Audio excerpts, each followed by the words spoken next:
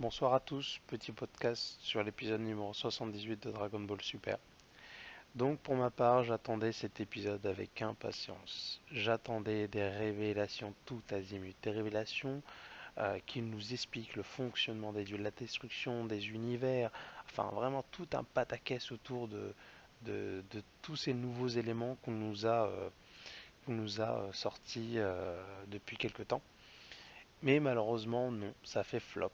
Rien de tout ça, on a juste parlé de la destruction euh, des univers perdants pendant le fameux tournoi de Zélon. Et on était déjà tous au courant avec les différents previews qu'on a pu voir. Et honnêtement, j'ai été très très très très très déçu de cet épisode. Sans compter que le stream était vraiment pas top, avec beaucoup beaucoup beaucoup de coupures. Et également la qualité de l'épisode, pas top non plus, mais bon, on commence à être habitué avec Dragon Ball Super. Et je pense qu'on va arrêter de le signaler à chaque épisode. Donc l'épisode débute, entre guillemets, j'abrège, donc le combat de Majin Buu avec le fameux Basile, surnommé Kick, le combattant au pied d'acier. Donc le combat commence, Basile enchaîne Majin Buu euh, avec une vitesse incroyable. Et en quelques coups, Majin Buu est à terre. Voilà, donc ce fut rapide, clair et précis. Majin Buu s'est fait allonger. Ensuite, il y a la preview qui s'enchaîne. On voit Majin Buu qui se relève, qui continue le combat. On entend Goku qui dit Majin Buu, montre-leur ta véritable puissance. Et là, on voit une scène avec Buu qui sautille en tapant des mains avec tout autour de lui des gravats, le champ de bataille en ruine. Donc on peut présumer qu'en fait il y a eu une super attaque, Boo a survécu et Boo ça l'amuse et que juste après il va sortir le grand jeu et l'allumer. Également, petite chose à noter, on peut voir le fameux Basile à la toute fin de la preview passer en mode 2.0, en mode berserker, avec une aura toute rouge autour de lui, une aura sanguinaire, pour vraiment nous montrer qu'il est très en colère et qu'il veut en découdre avec Boo. Voilà. Donc pour ma part, j'avais fait une théorie, pour ceux qui ont eu l'occasion de voir mes précédentes vidéos, où j'y mettais l'hypothèse que tout simplement que Boo absorbe ce fameux guerrier pour avoir un up et être vraiment compétitif pendant le combat de Zeno, le tournoi de Zeno. Euh, je vais peut-être faire une petite modification. Ça sera peut-être pas une absorption comme on a pu le voir l'accoutumée dans Dragon Ball Z avec le fameux éclair rose et sur l'antenne de Boo, mais plutôt j'imagine bien un Basile à bout de souffle, genou à terre, il en peut plus parce que Boo il encaisse et au bout d'un moment il te renvoie l'appareil et t'as plus assez d'énergie pour encaisser parce que tu t'es donné à fond pour essayer de lui faire des dégâts. Et donc du coup j'imagine bien ce Basile genou à terre et là Boo le transforme en chocolat et le mange tout simplement. Parce que pour ma part, je trouve qu'on a fait beaucoup, beaucoup, beaucoup d'allusions au sujet des tablettes de chocolat pendant tout l'épisode. Et je me dis, tiens, c'est pas anodin. Donc je vois bien Basile se faire transformer en chocolat et être mangé par Boo. Et grâce à cela, il va gagner un boost, je pense. Enfin, j'espère, ça serait quand même cool.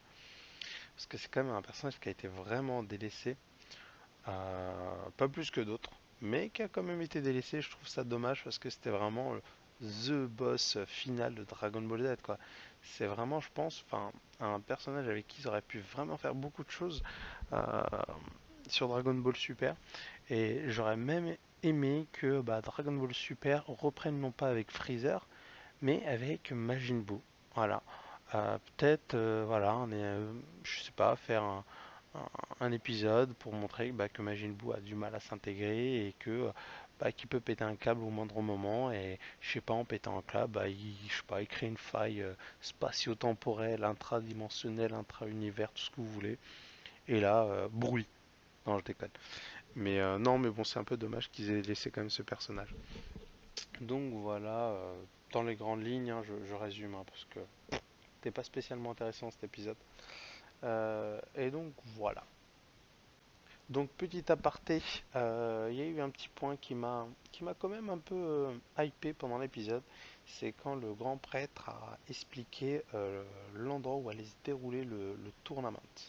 Il a fait allusion à une fameuse zone morte, donc en fonction des traductions, j'espère, dans les jours qui vont suivre, on va avoir vraiment le terme exact, que ce tournoi allait se dérouler dans une zone morte, une zone vide, où il n'y a ni temps, ni lumière, bref, un vrai bordel. Et je me suis dit, tiens, c'est bizarre quand même, c'est bizarre. C'est bizarre qu'on qu'on les fasse combattre dans une zone comme celle-ci, euh, parce que je me dis, dans Dragon Ball, à chaque fois qu'il y a eu un tournoi, il y a toujours eu un ennemi qui est arrivé. Et bah, les tournois ont jamais été jusqu'au bout en fait. Et donc on le sait tous qu'il va se passer quelque chose. Et là je me dis, attends, c'est super bizarre. On nous dit que le tournoi va être mis dans une zone où il n'y a rien de chez rien. Où, on l'a bien vu, hein, tous les dieux de la destruction ont extrêmement peur, sans exception de Zeno. Donc ça veut dire qu'il n'y a personne qui va, parce que il y a certaines personnes qui émettent la théorie qu'il va y avoir des mutineries, etc., etc. Mais moi je pense pas, parce que Zeno, tu peux pas tester. C'est tout, c'est comme ça, c'est marche ou crève avec Zeno. Donc pour moi, il y aura pas entre guillemets, d'huile à l'exception contre Zeno, parce qu'il claque des doigts, c'est bon, ciao, bonsoir, t'existes plus, quoi. Et ben en fait, je me suis dit, tiens, moi, à mon avis, euh, on voit très bien que le grand prêtre est quelqu'un de très intelligent, patient, posé, quelqu'un vraiment qui attend le bon moment. Tout l'inverse de Zeno. Je me dis, ça se voit quand même un petit peu que qu'il est qu'il est qu'il aime pas comment dire le côté enfantin, le côté impatient, parce que si vous regardez bien, eh ben, il a tout de suite sanctionné Goku, pour ceux qui ont eu l'épisode bien sûr, quand il n'a pas respecté les protocoles, quand il a commencé à parler devant tous les dieux de la destruction, patati patata. Et je me dis, un mec qui, qui a aussi vite répliqué pour un Goku, qu'est-ce que ça doit se donner avec un Zeno? Un être encore plus enfantin que Goku, un mec qui explose des univers, des galaxies en les faisant tomber par terre, vraiment, what the fuck, je pense qu'il en a gros. Et je me dis qu'il sait que l'affrontement direct n'est pas possible, alors pourquoi pas faire intervenir quelqu'un qui peut affronter Zeno.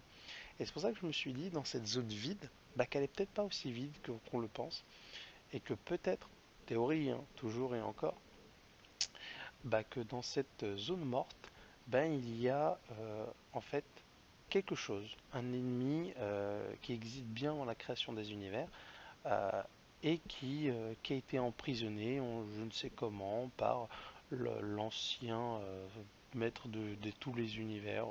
Enfin bref, il y a eu un bordel avant, et cette personne a été emprisonnée. Et elle a été emprisonnée dans cette zone morte, là où il n'y a rien.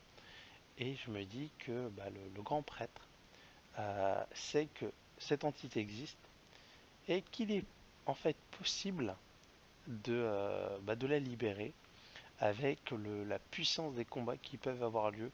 Et je pense qu'il mise sur sur les combattants les plus forts pour peut-être chambouler l'écosystème de cette zone morte et libérer cet adversaire avant la fin du tournoi. Et en fait, le fait d'avoir cet adversaire qui, qui soit libéré, bah en fait ça permettrait bah, à Zeno d'en prendre plein la gueule et de le un petit peu de le déchoir de son trône. Et je vois bien la chose suivante, que bah, cet ennemi prenne on va dire qu'il prenne le contrôle ben, de tous les univers, avec un Zeno battu, parce que le grand prêtre l'aura trahi au dernier moment. Je vois bien comme ça. Et en fait, on se retrouve avec tous les dieux de la destruction à contre-coeur bah, qui servent ce mec, sauf Goku. Et je vois bien la Team Z se révolter, se rebeller contre cet adversaire qui veut corrompre tous les univers. Voilà, c'était ma petite théorie de la soirée. Voilà tout ce que j'avais à dire sur l'épisode numéro 78, même si j'en ai dit plus que de raison. Moi qui voulais que ce soit des vidéos courtes, je referai, je pense, d'autres vidéos, peut-être dans la soirée ou dans la nuit, pour parler plus longuement du grand prêtre, des anges, enfin vraiment ce que je pense mes théories sur l'avenir. Voilà, merci d'avoir suivi cette vidéo et à bientôt.